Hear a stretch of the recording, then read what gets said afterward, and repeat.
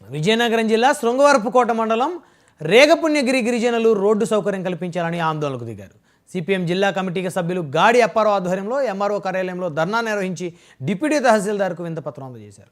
గతంలో జిల్లా collector, MP, ఎమ్మెల్యేలు రేగపుణ్యగిరి రోడ్డుకు శంకుస్థాపన చేశారు. పైనుండి పనులు ప్రారంభించి దిగువ ప్రాంతానికి వచ్చేసరికి కొందరు రోడ్డు భూమి మాదంటూ పనులు ఆపేశారు. దాంతో ఎక్కడి పనులు అక్కడే నిలిచిపోయి రేగపుణ్యగిరికి రోడ్డు వేయలేదు. ఇప్పటికైనా కూటమి ప్రభుత్వం అడ్డంకులను తొలగించి రహదారి సౌకర్యం కల్పించాలని కోరారు. అన్న సందర్భంగా ఈ రోజు రేగపుణ్యగిరికి రోడ్డు వేయాలని 2014లో సిపిఎం పార్టీ ఆధ్వర్యంలో గిరిజన సంఘం ఆధ్వర్యంలో కొంత శ్రమదానం చేసి కొంత ఎన్ఆర్జీఎస్ మా జాతీయ గ్రామీణ ఉపాధి హామీ పథకం నిధులు సేకరించి శ్రమదానం చేసి రోడ్డు నిర్మించుకుంటే అది మధ్యలో కింద గిరిజన గ్రామస్తులు ఎవరైతే ఉన్నారో వాళ్ళు ఆపడం అనేది జరిగింది. వాళ్ళ ఆపద తర్వాత ఈ రోజు కలెక్టర్ గారు కానీ అలాగే ఎంపీ గారు కానీ ఎమ్మెల్యే గారిని రావడం అనేది జరిగింది. ఆ రోడ్డుకి శంకుస్థాపన కూడా చేశారు. అయినా సరే కింద గిరిజనులు అది ఆపడం అనేది జరుగుతుంది. వాళ్ళకి భారీ మొత్తాల్లో కాకపోయినా కొంతైనా వాళ్ళకి స్తోమత ఉన్నంత వరకు